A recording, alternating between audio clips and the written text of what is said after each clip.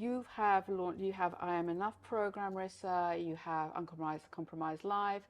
You've got several programs, several books that you've launched, and of course you have RTT. Now, in terms of your latest project is Dietless Life. Yeah. Can you tell us more about that? Yeah, you know, I started off working for Jane Fonda back in the 80s, and even then I was actually horrified and fascinated about the dieting industry, which is based on abuse. They talk about punishing those pounds, do a punishing workout, go on a strict diet. Oh, I've been good. Oh, I cheated. Go on an even stricter diet, and we base how we feel on the scales. And the dieting industry just makes people hate themselves because every time you go on a diet and reduce your calories, your resting metabolic rate drops. Evolutionary, that's very smart.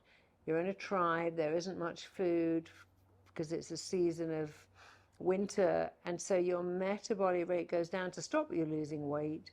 And when spring comes and there's more food and you eat, you actually start to gain weight.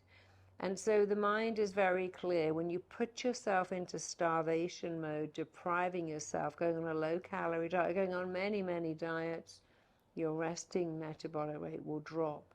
And it becomes harder and harder to maintain even a normal weight because nature doesn't want you to starve. Many things we do, like nature wants you to remember where sugar is and go back for more because honey was so scarce and we found out, oh my God, honey, I'm going to go back till that's all gone. Berries, I'm going to go back to that field of berries or mangoes still. They're gone. No one says I'm going back to get that lettuce, still it's all gone.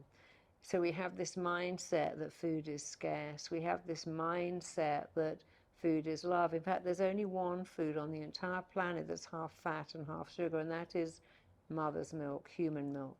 You can get fatty food like olives and oily fish, and you can get sweet food like mangoes and berries, but there's no combination.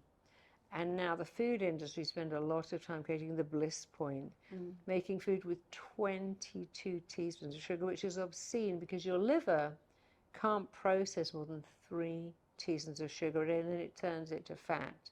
And if you think some coffees have 22 teaspoons of sugar in them, some jars of pizza sauce have 10. The dieting industry and the food industry are really hurting us because they give us all this sugar, all this fat food, all this fast food, all this ultra-processed food that's so addictive. And what the dieting industry does, which I really hate, is they shame you for being fat. Oh, that's terrible, don't be fat. They offer you a promise. Hey, I got a solution. It's called a diet. Come along and do this. Oh, it didn't work. Well, that's not our fault. You need a different diet. And I hate that because they shame you. They offer you a promise. They shame you again when it doesn't work. And we all know that Weight Watchers is owned by Heinz, and that you only have to you I can didn't call know it that. you can call any food low sugar, low fat.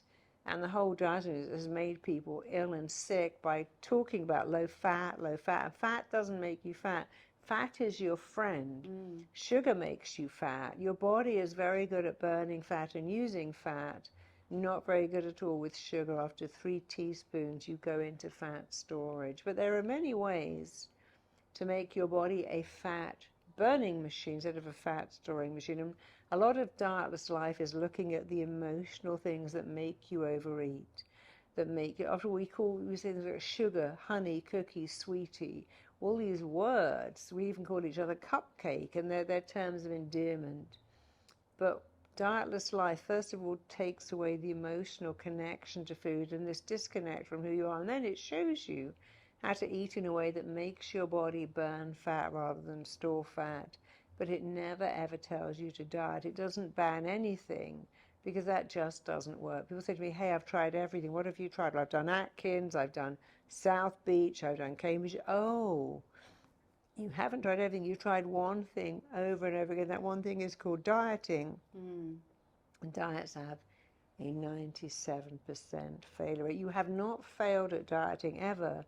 Diets have failed you over and over again, and they always will. But dietless life absolutely won't. It will show you how to live a dietless life and have a body that you really like. It's not about being skeletal, pencil thin, but you can reach and maintain your ideal body weight without ever dieting and without needing to even go to the gym. You should work out, it's good for you, but that actually in itself will not make you lose a ton of weight. Okay, and you're doing an event here, a one-day event Yeah, of I am. Dietless Life next week at Servo I'm Experience. doing Dietless Life at Server Experience. I'm doing I'm Enough Day at Server Experience, and I'm having a reunion for the 100 graduates I've trained in Dubai, because they're family now, and we're really proud of them, really proud of you and everyone else too. Thank you, Marisa.